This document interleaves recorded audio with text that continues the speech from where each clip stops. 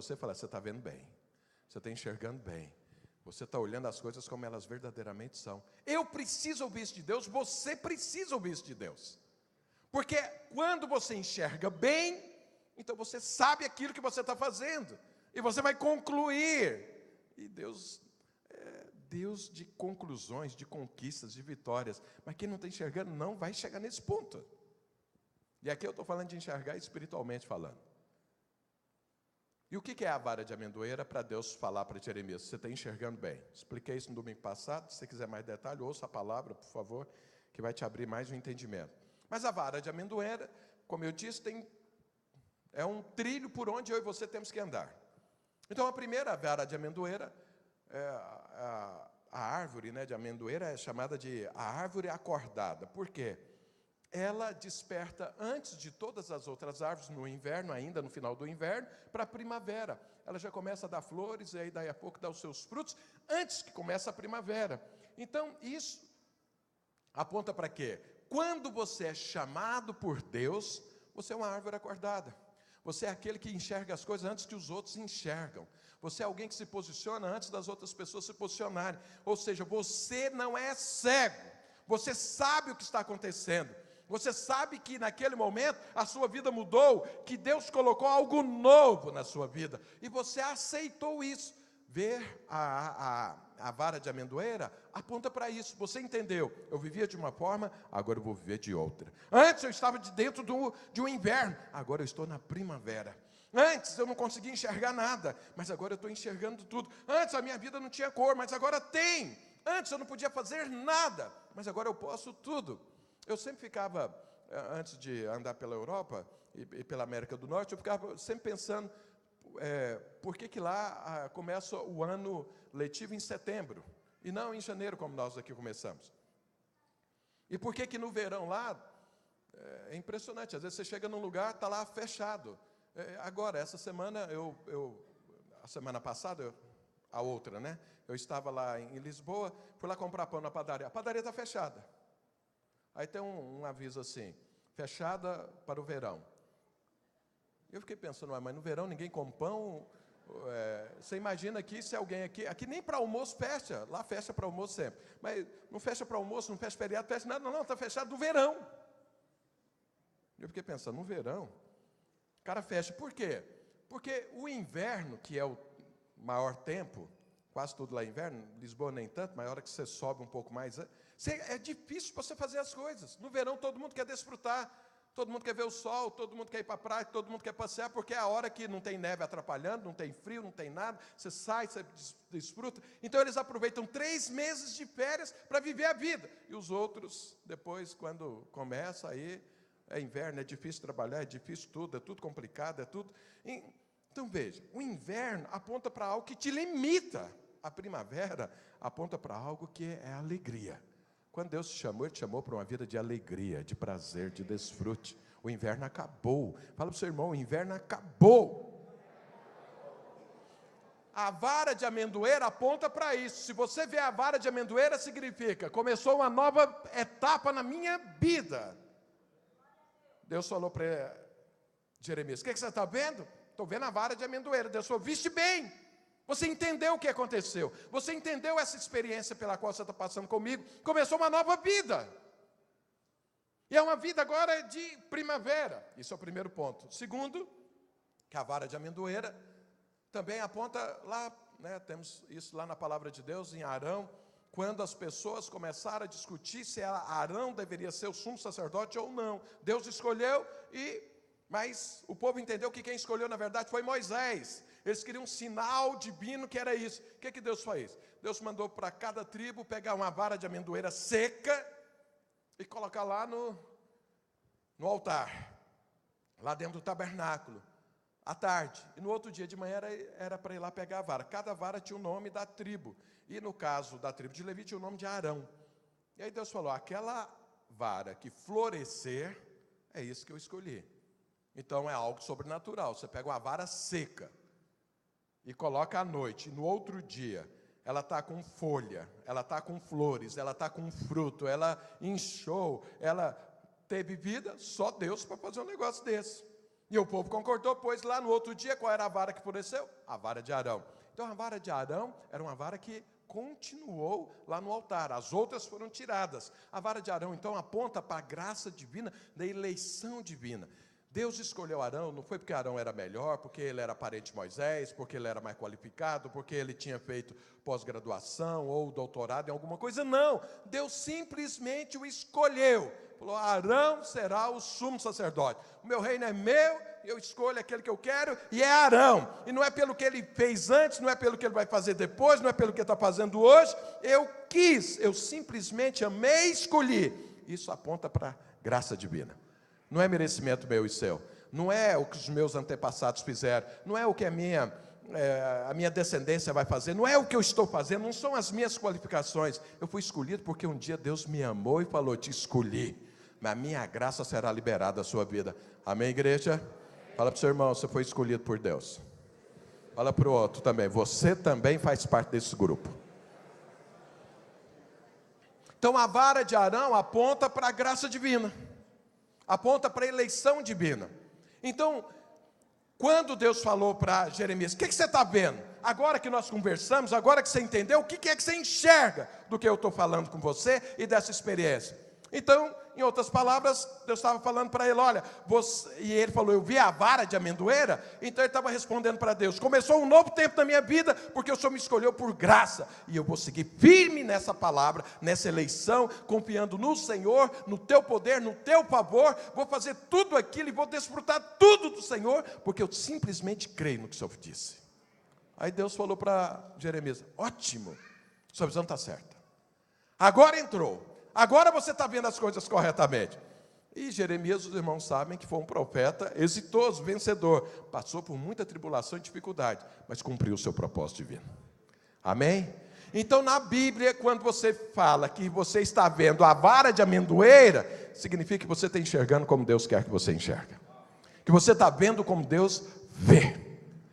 Pergunta para o seu irmão, você enxerga a vara de amendoeira? Se você não está vendo, precisa ver.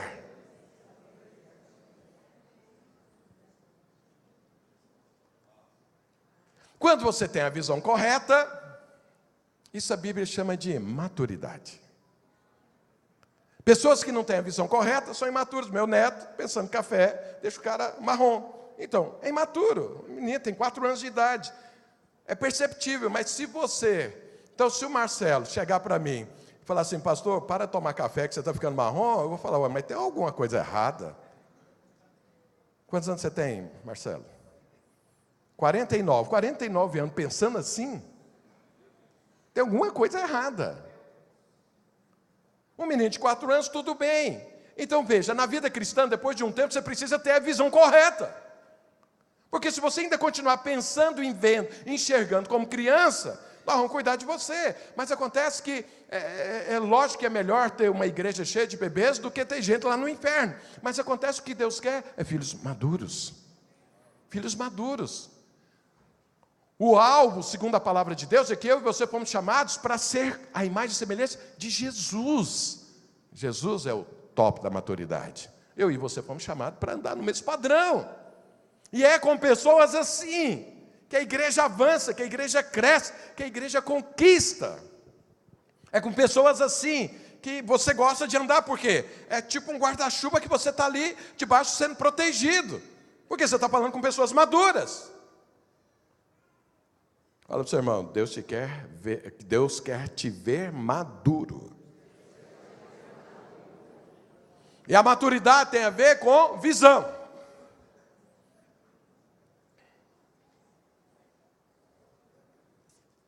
Não, eu queria falar tanta coisa nesse assunto, mas deixa eu ficar aqui. Vamos para frente. Eu queria falar para você 3 sinais de maturidade da visão. Porque é importante você olhar e perceber como que você está. Não para ficar acusado. Tem pessoas que gostam de ver como está, para ele se acusar. Ou para ele ficar soberbo. Às vezes alguém gosta de se gabar da sua maturidade. Aí dá para ver que ele não amadureceu. Mas tem outros que ficam acusados. Nossa, eu não cresci, não avancei, olha, eu ainda sou uma criança. Isso também é muito ruim. Mas é bom nós termos referenciais para olhar, eu estou bem na foto ou não. Então deixa eu avançar mais se eu não estou. Ou deixa eu investir mais. Então é importante você saber os sinais na sua vida, se a maturidade está bem ou não, se a visão da maturidade está acontecendo ou não. Veja, Deus preparou o nosso corpo e Ele deu algo chamado febre. Quando você está com febre, você sabe que tem alguma coisa errada. Você procura um médico, você estuda ali a situação, por quê? Isso é um sinal ruim, precisa cuidar. Aí você vai lá no médico, o médico vai olhar e descobre, é isso aqui, você impede, às vezes, uma tragédia por causa de uma febre. Então, veja, maturidade tem sinais. Se você não está vendo, pelo menos esses 3 sinais que eu vou te mostrar hoje, então é importante investir nisso. E eu vou passar esse mês inteiro pregando sobre isso. Por quê? Nós precisamos ser uma igreja que avança mais. Por que avança mais? Porque nós queremos mais, somos insaciáveis? Não, porque Deus tem mais para nos dar. Porque Deus preparou mais. Deus sobeja sempre. Lá em 2 Coríntios diz que Deus nos deu ampla suficiência. E eu vejo que nem todos aqui estão com ampla suficiência. Às vezes você não tem ampla suficiência no seu casamento, ou às vezes na sua questão financeira, ou às vezes na sua questão profissional, ou às vezes na sua liderança, às vezes no seu entendimento da palavra de Deus. Qualquer coisa que alguém fala, você acha que é muito bom. Esses dias me mandaram um vídeo. O vídeo parecia muito bom, mas quem conhece a palavra de Deus sabe que estava cheio de furos. Eu só não fiz uma consideração sobre o vídeo, tão somente porque eu entendi a mensagem era boa, mas as afirmações, elas carecem de base divina, base bíblica. Mas teria outras bases para falar aquilo que a pessoa estava falando. Mas a pessoa se empolgou tanto com aquele vídeo, eu falei, meu Deus, ela não conhece nada de Bíblia, porque o que está sendo afirmado aí não está na palavra de Deus. Esses dias, sexta-feira, alguém me perguntou assim, pastor, qual é o versículo que diz que o homem é o cabeça e a mulher é o pescoço? E eu falei, mas quem te diz que isso está escrito na Bíblia? Não, porque em todas as coisas que eu vejo falar sobre família, relacionamento entre homem e mulher, sempre eu ouço falar isso, que o homem é a cabeça, mas a mulher é o pescoço. Eu falei, olha, não tem isso na Bíblia. Ele ficou escandalizado. Não tem? Eu falei, não tem. Esse versículo não existe. Mas alguém fala com tanta veemência, com tanta convicção, que quem está ouvindo fala, isso aí está escrito na Bíblia. Não está. Agora, quando a pessoa fala que algo... Já viu aquele versículo também que... esse aí eu fiquei nesse engano muitos anos, né? Não conhecia a Bíblia, mas ouvia falar. Minha mãe falava isso. Minha mãe... me enganou muitos anos falando que era bonito. E esse foi um engano também. Fala assim, dos 1000 passará, dos 2000 não passarás. E eu pensava que eu ia morrer no ano 2000. Eu tinha até feito as contas. Com 38 anos eu vou morrer, porque 2000 acaba a humanidade. Ou vou morrer, ou Deus volta, alguma coisa vai acontecer. Porque em 2000... Lembra que o mundo, o planeta inteiro estava esperando que em 2000 ia acontecer alguma coisa, e muitos tinham base bíblica, que dos 1000 passará, mas dos 2000 não passará. Só que não existe esse versículo na Bíblia. Então nós precisamos ficar com a palavra de Deus. Ela é segurança para nós. Mas vamos ver os sinais de maturidade. Eu não estou falando isso nem para te acusar e nem para te deixar soberbo. É tão somente para você ter um referencial para saber, eu estou bem na foto ou não. Se não está, caminhe para estar. Então abra sua Bíblia aí em Mateus capítulo 8. Mateus, capítulo 8.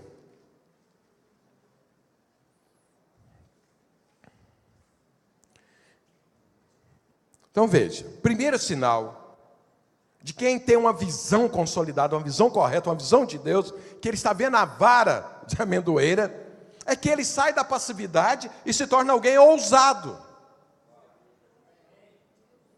Quem tem uma visão correta, ele não é passivo, ele é uma pessoa ousada. Então vamos ver aqui a palavra de Deus. Mateus capítulo 8, verso 23. Então, entrando ele no barco, seus discípulos o seguiram. E eis que sobreveio no mar uma grande tempestade, de sorte que o barco era varrido pelas ondas. Entretanto, Jesus dormia. Mas os discípulos vieram acordá-lo clamando: Senhor, salva-nos, perecemos. Perguntou-lhes então Jesus: por que sois tímidos, homens de pequena fé? E levantando-se, repreendeu os ventos e o mar, e fez-se grande bonança. E maravilhavam-se os homens, dizendo: quem é este que até os ventos e o mar lhe obedecem? Então veja, quem é o maior exemplo de maturidade, o top da maturidade? Jesus Cristo.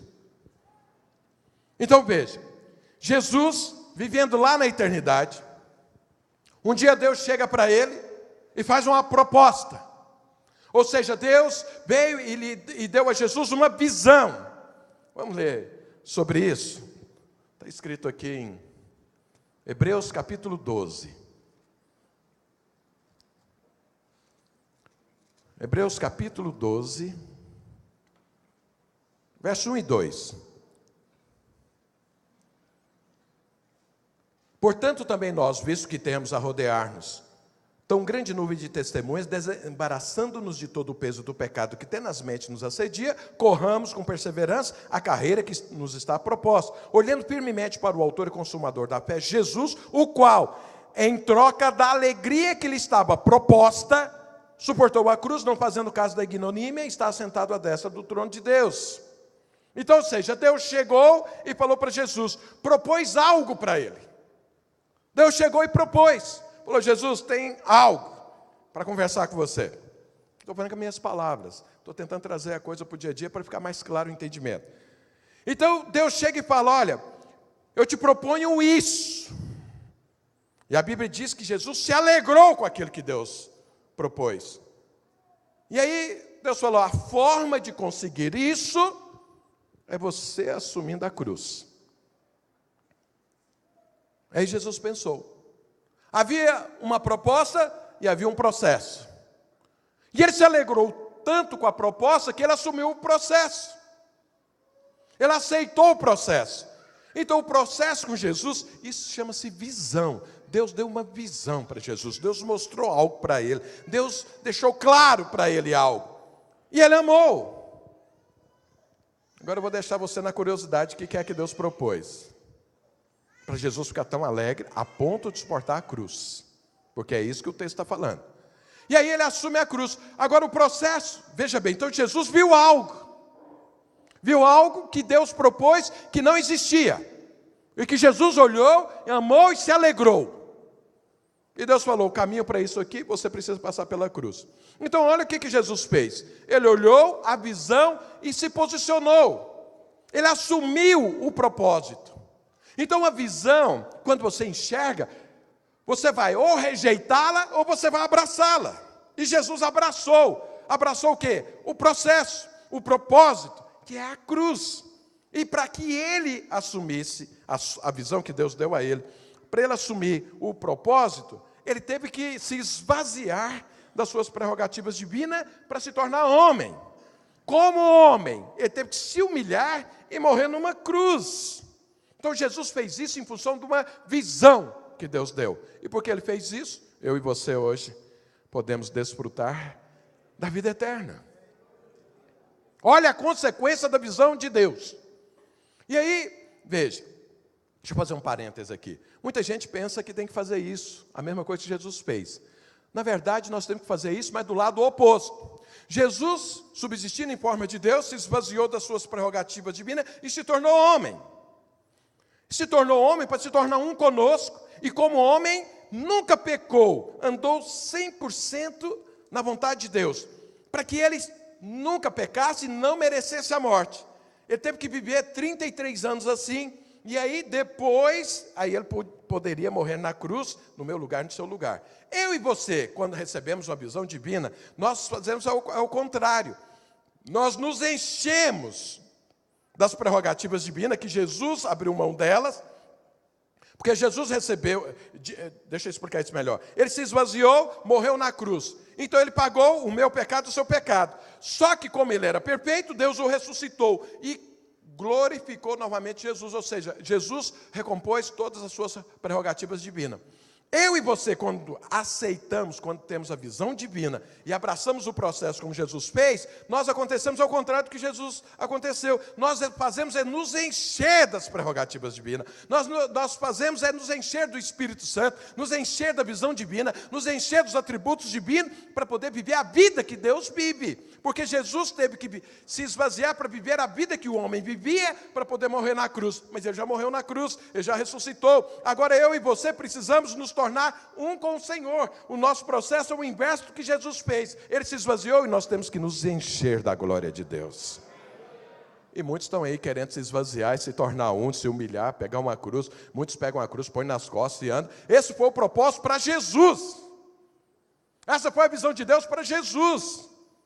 A minha, a sua, agora é nos encher de Deus. A Bíblia fala, enchei-vos do Espírito.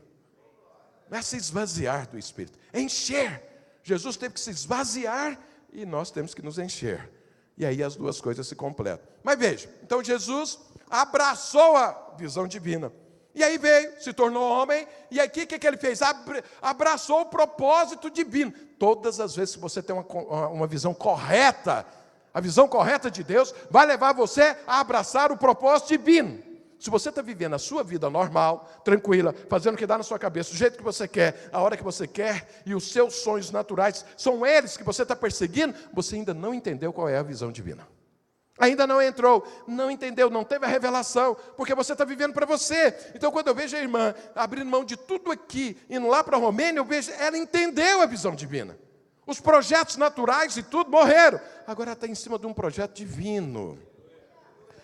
Então veja, a visão correta tira você da passividade no tocante às coisas de Deus. Você não olha para as coisas de Deus assim, coisa boa, hein? Que bom. Mas deixa eu continuar aqui com a minha empresa. Nossa, coisa boa, mas deixa eu continuar aqui com o meu casamento. Não, muito bom, essas palavras são demais, mas eu quero continuar com a minha vida social normal. Quando você está insistindo aqui e não pula dentro de um propósito divino e fala, não, isso aqui acabou, agora eu quero o propósito, é porque a visão ainda não é correta. Ou seja, Jesus, ele abraçou o projeto divino e estava aqui. E eu vou te falar algo, quem abraça o projeto divino, sempre anda em descanso. Por que anda em descanso? Porque o projeto divino é a única coisa que vai se cumprir nessa terra. Não tem nada que vai se cumprir fora do projeto divino. Porque as coisas só acontecem quando Deus diz. Se Deus falar, vai ser assim, vai ser. Deus já condenou esse mundo. No entanto, o mundo pensa que não está condenado. Mas está. Um dia vai acabar. Por quê? Deus já condenou. E condenou tudo nesse mundo. Todos esses princípios, todas essas profissões no mundo vão acabar.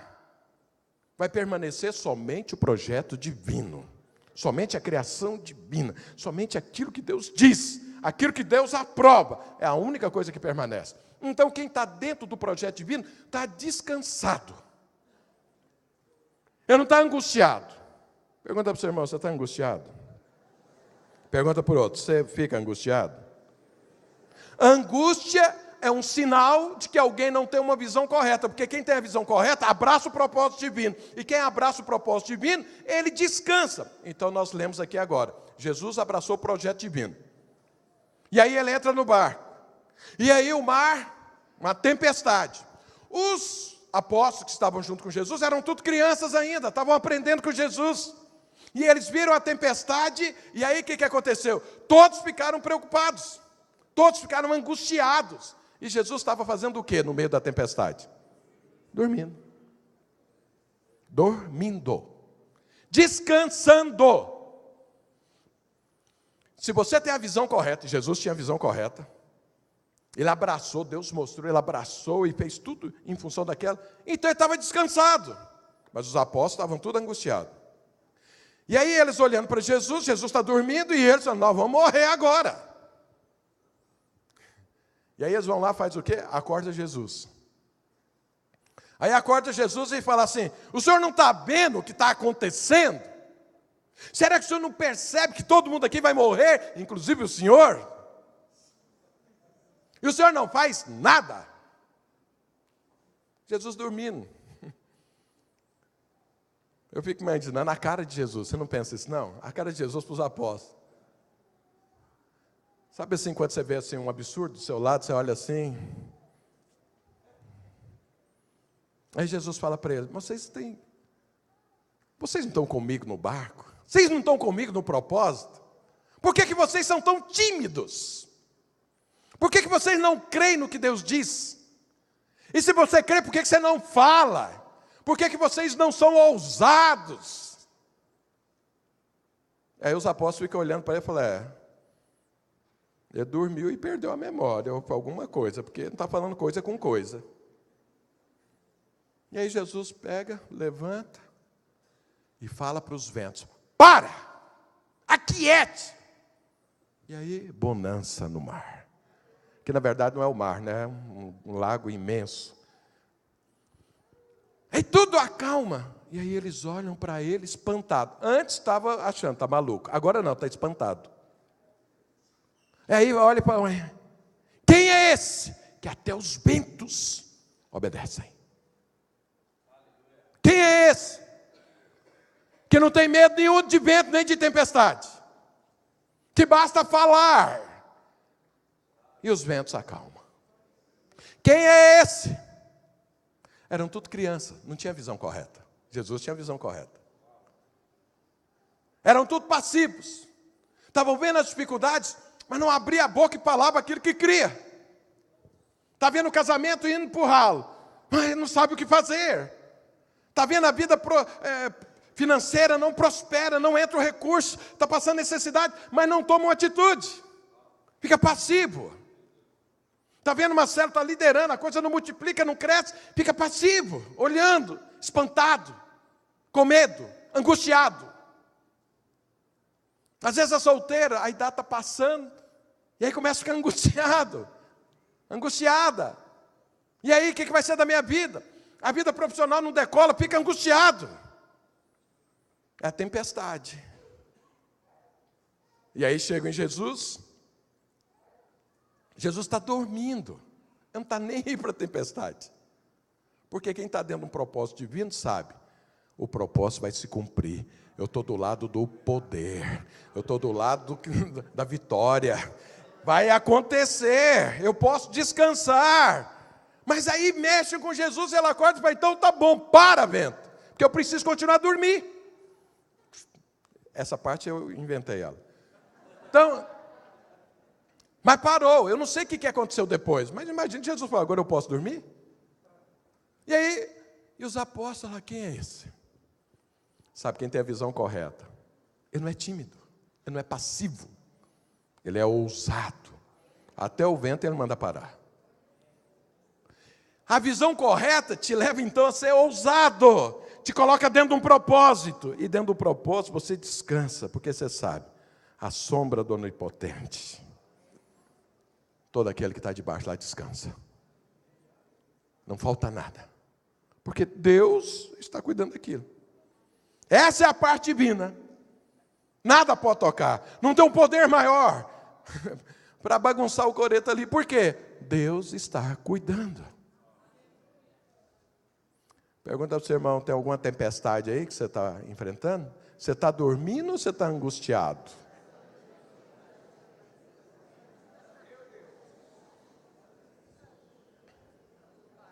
Quem tem a visão correta, descansa. Quem não tem, fica angustiado. Fala para o seu irmão: ficou bem na foto ou está faltando um ajustezinho?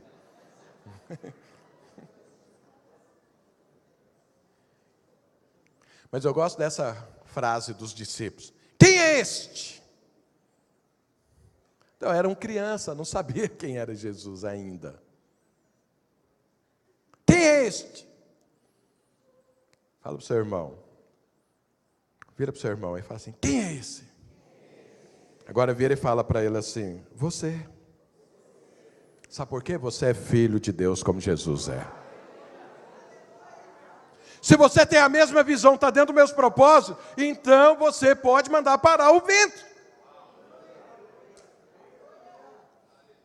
Quem é esse? Fala: sou eu, filho de Deus, filho do Altíssimo. Aquele que carrega o poder de Deus está dentro de um propósito divino. E não tem vento, não tem nada, não tem demônio, não tem nada que vai me parar. Essa tribulação, vou vencê-la sem nenhum problema, pode ter certeza, vai passar. Fala para o seu irmão, essa foi a primeira tempestade. Então, se você é ousado, é porque você está com a visão correta. Se você é tímido, é porque precisa de um ajuste na visão. Para entender quem é você. Então, vamos um pouco mais para frente.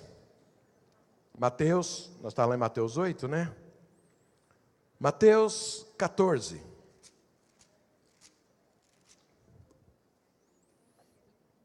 Mateus 14, a partir do verso 22. E a palavra de Deus diz o seguinte: logo a seguir, compeliu Jesus os discípulos a embarcar e passar adiante dele para o outro lado, enquanto ele despedia as multidões. E despedidas as multidões, subiu ao monte a fim de orar sozinho. Em caindo a tarde, lá estava ele só. Entretanto, o barco já estava longe, a muitos estádios da terra, açoitado pelas ondas, porque o vento era contrário. Na quarta vigília da noite, era ali mais ou menos 3 horas da manhã. Na quarta vigília da noite, foi Jesus ter com eles, andando por sobre o mar. E os discípulos, ao verem, andando sobre as águas, ficaram aterrados e exclamaram: é um fantasma! Acordou? E tomados de medo, gritaram. Mas Jesus imediatamente lhe disse: tem de bom ânimo, sou eu, não tem mais. Respondendo-lhe Pedro, disse: se és tu, Senhor, manda-me ir ter contigo por sobre as águas. E ele disse: vem. E Pedro, descendo do barco, andou por sobre as águas e foi ter com Jesus. Reparando, porém, na força do vento, teve medo e, começando a submergir, gritou: salva-me, Senhor! E prontamente Jesus, estendendo a mão, tomou e lhe disse: homem de pequena fé, por que duvidaste? Subindo ambos para o barco, cessou o vento, e os que estavam no barco o adoraram, dizendo: verdadeiramente és filhos de Deus. Sabe quem tem a visão correta? Segundo sinal. Então, o primeiro é que a visão correta tira você da passividade e coloca você como uma pessoa ousada. O segundo é que quem tem a visão correta, ele se torna um vencedor de obstáculos. Não tem nada que o pare. Jesus, então, Deus deu a visão, ele pegou a visão de Deus e entrou no processo e veio para essa terra. E aqui, de tempestade em tempestade, ele foi cumprindo o seu propósito. Essa teve a primeira, que ele mandou parar. A segunda, ele podia mandar parar novamente, sim, mas agora ele fez algo diferente. Para que eu e você aprendamos. Possamos ver. Tudo que Jesus faz é para nos ensinar. Então, o primeiro ele mandou parar. Sabe, tem tribulações que está esperando o seu comando. Acabe, e ela vai acabar. Mas tem outras que vai acontecer como aconteceu na segunda tempestade. Jesus não mandou parar, ele andou sobre ela. Ele pisou nela.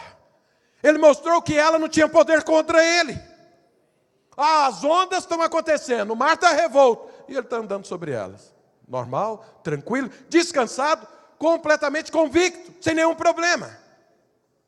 Elas não vão acabar, mas elas não vão me prejudicar. Elas não têm poder para me tocar. Por quê? Porque todas as coisas cooperam para o bem daqueles que amam a Deus e foram chamados segundo o seu propósito.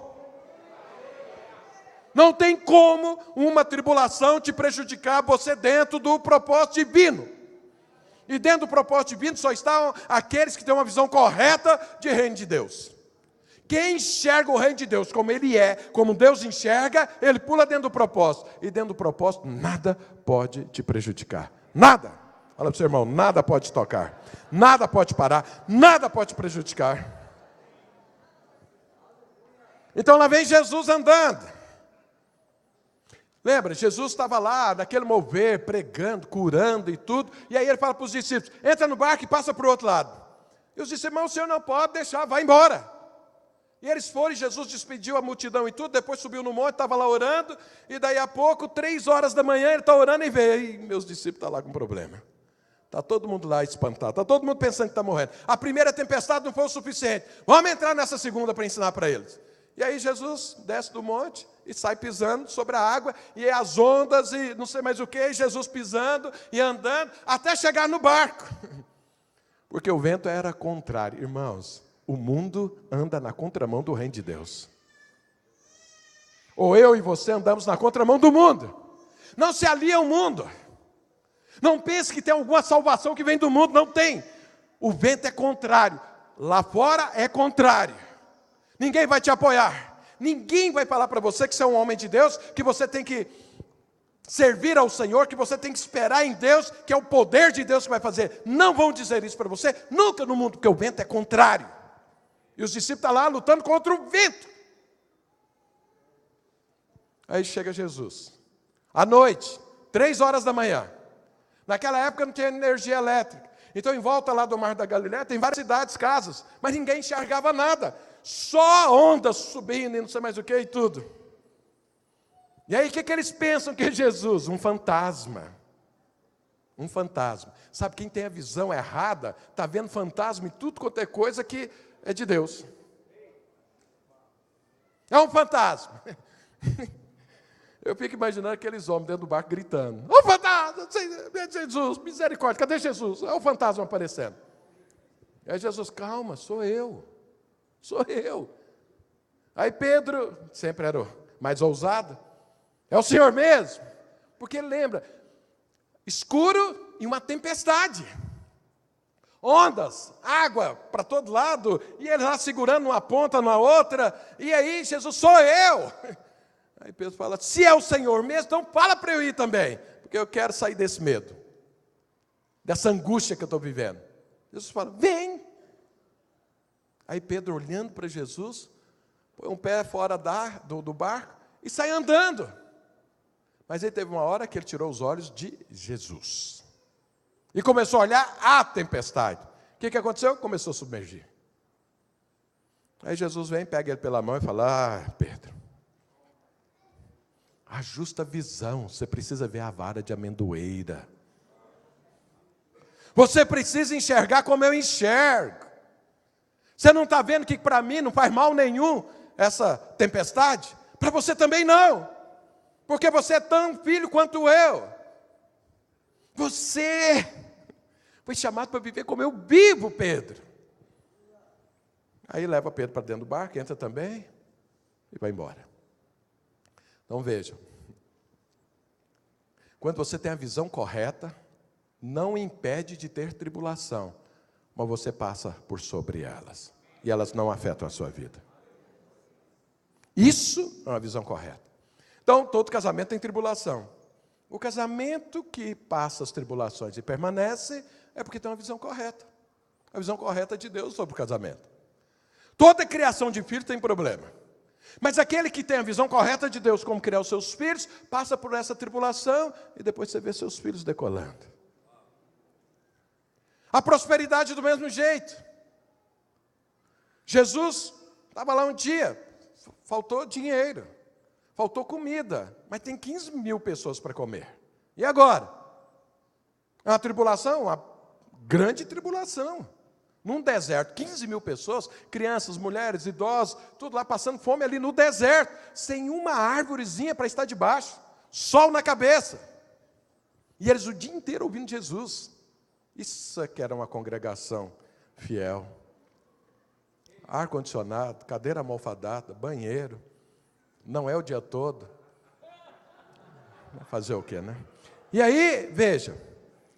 Mas a tribulação, o que Jesus fez da tribulação? Fez um milagre da tribulação. Pegou 5 pães e 2 peixes, deu comida para 15.000 pessoas.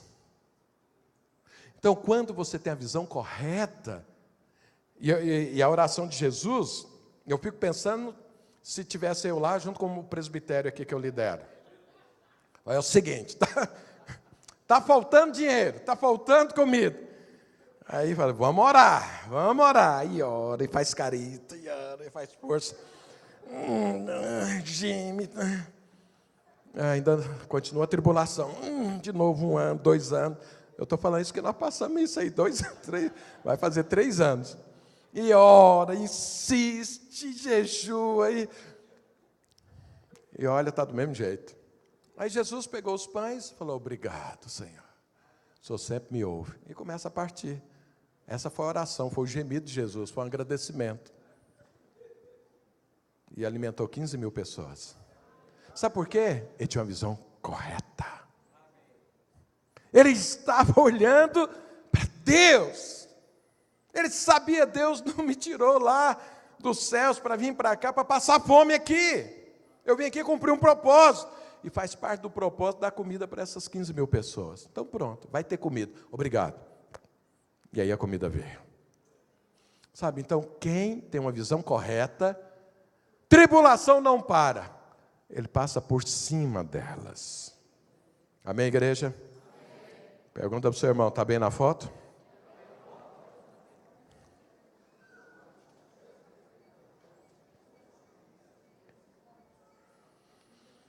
E por fim, eu estou olhando ali aquele relógio.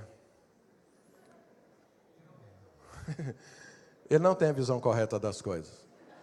Porque se ele tivesse, ele estava parado lá em 11h30, por aí, mas não para.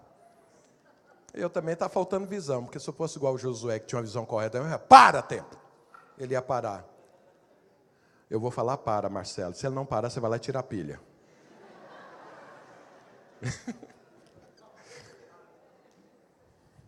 Não vai dar para eu falar o terceiro ponto, porque ele é maior um pouco. Eu vou falar aí domingo que vem, mas presta atenção. Nós vamos orar sobre esses 2 pontos primeiros. Então veja, quando você vê uma palavra de Deus, você vê um padrão, você vê um referencial, não é para te desanimar, é só para te dar rumo. Só para incentivar você a conquistar. É só para mostrar para você, é possível. É só para falar para você, abra sua mente, tenha visão, veja como Deus vê. Porque essas coisas aqui não são histórias da carochinha, são fatos que aconteceram. E Deus não faz acepção de pessoas. Mas a visão errada tira de você o desfrute. Tira de você as promessas cumpridas. Deus falou para Jeremias. Olha o que Deus falou para Jeremias. Vamos ler lá, Jeremias 1, 12. Vamos ler o 11 e o 12. Olha o que a palavra diz. Veio ainda a palavra do Senhor dizendo, que vês tu, Jeremias? Respondi, vejo uma vara de amendoeira. Disse-me o Senhor, viste bem, porque eu velo sobre a minha palavra para a cumprir. A visão correta é para que as promessas de Deus se cumpram. Deus falou para Jeremias claramente. Você viu bem? Você viu a vara de amendoeira? Viu bem, porque é vendo bem que as minhas promessas acontecem. Se você enxerga como eu enxergo, se você pensa como eu penso, se você sente como eu sinto, se você deseja o que eu desejo, as minhas promessas vão se cumprir 100% na sua vida, Jeremias. Mas se tiver dúvida, Deus tinha acabado de falar para ele, eu te constituí, te levantei para você ser profeta às nações, você vai derrubar, você vai edificar. Na verdade eu te chamei você para edificar, mas você tem poder para mudar destino de nação. Agora ele era uma criança, falou, será? Aí Deus falou, o que você está vendo depois que eu te falei isso? A vara de amendoeira, ou seja, eu acordei, eu agora estou enxergando como o Senhor enxerga, é isso mesmo. Eu falei, pois é, você enxergando desse jeito, eu quero te falar, eu vou fazer cumprir tudo que eu te falei.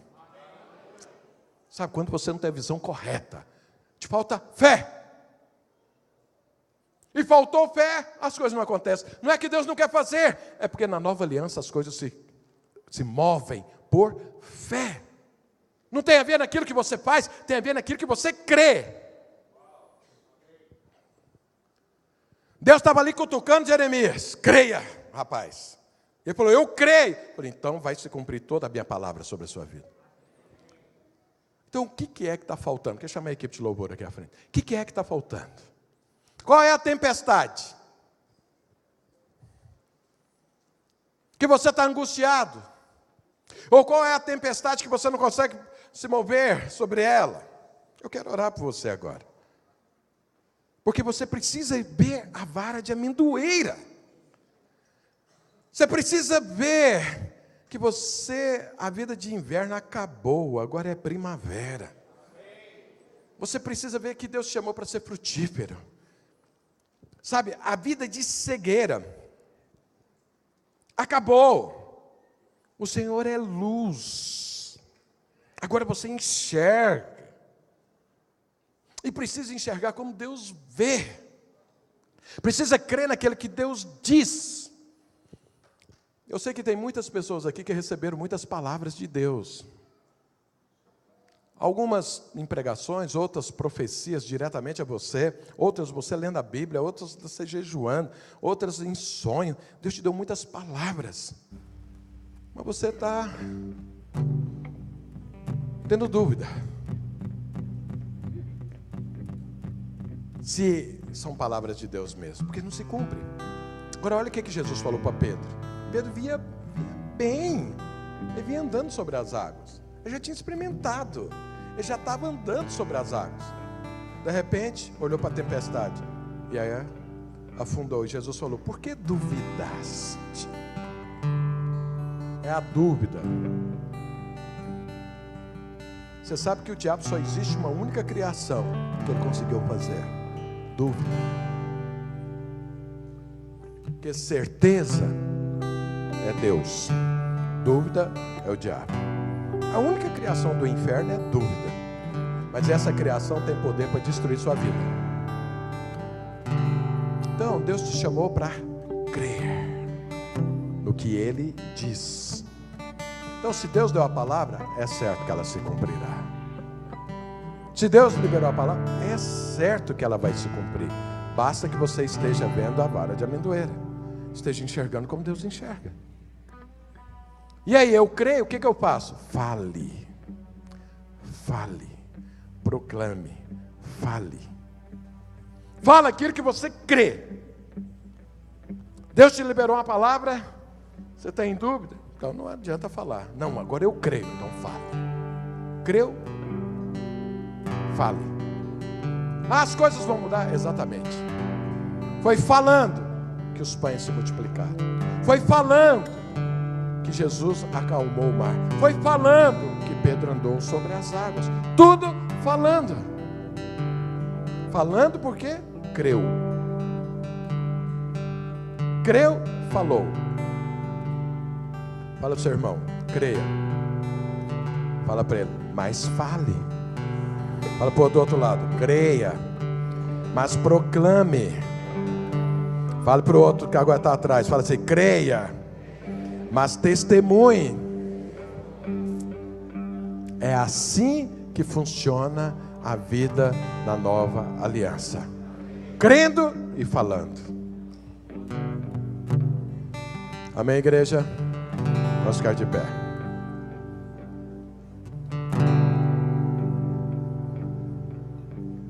Domingo que vem eu vou falar o terceiro ponto.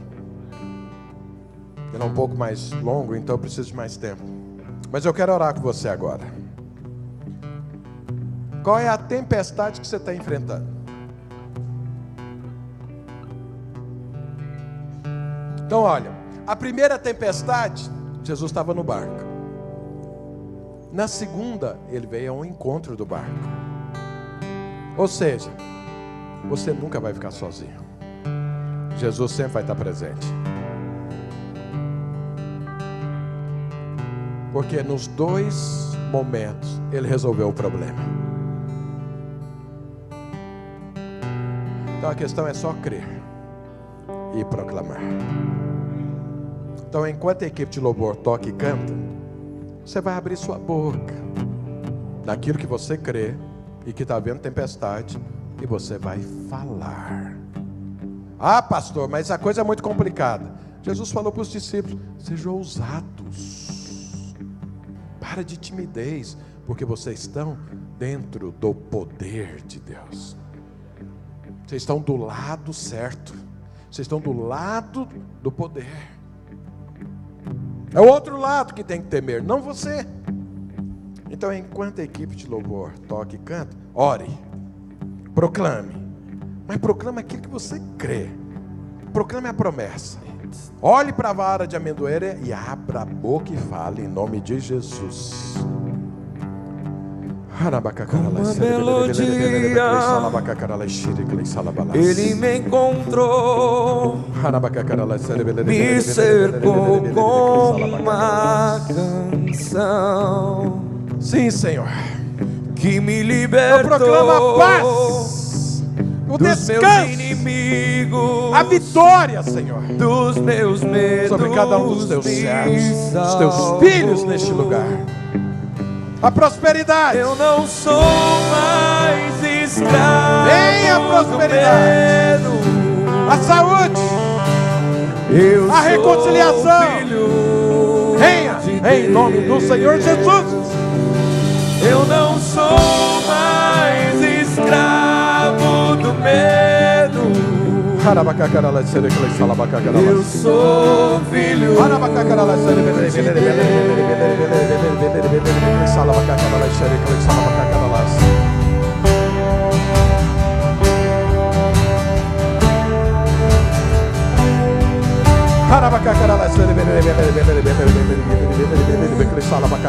de escolhido fui. Proclame com O ousadia, meu nome com ousadia, me chamou. olhando para Jesus, olhando para Eu Jesus. nasci em sua família.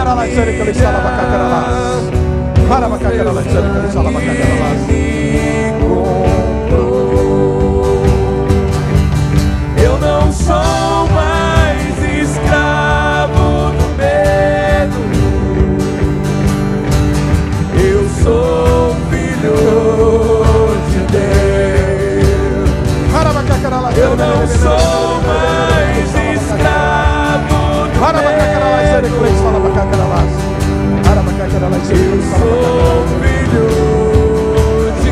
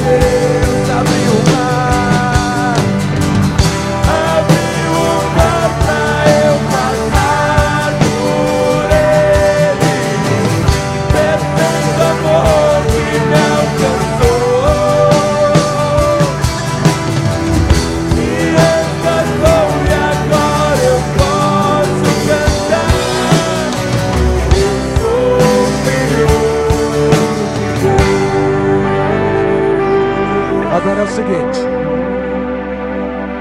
vira para a pessoa que está do seu lado e fala: sabe quem é esse que está aqui?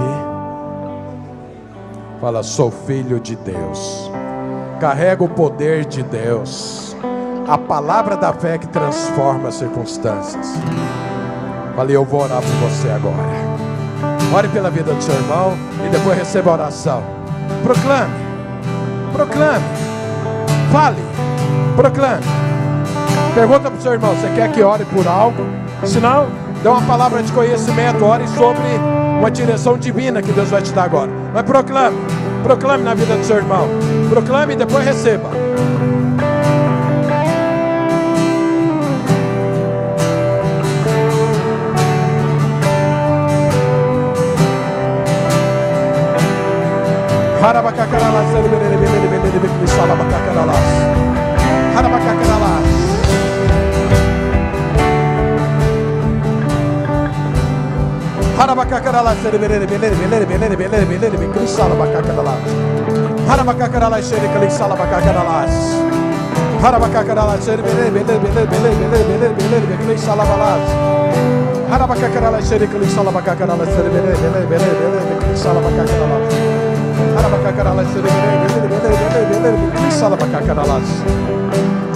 Proclame com fé.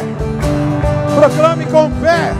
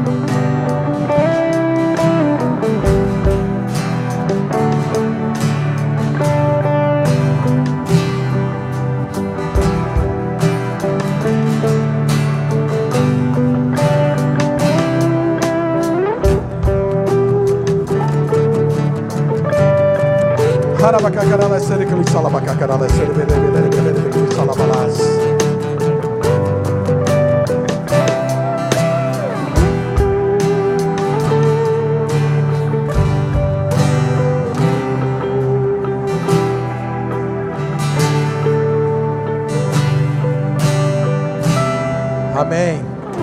Olha aqui para mim agora. Vamos fazer uma oração nós todos aqui. Levanta sua mão direita. Você que crê. Vamos fazer uma oração. Repete ela comigo. Diga assim: vento contrário,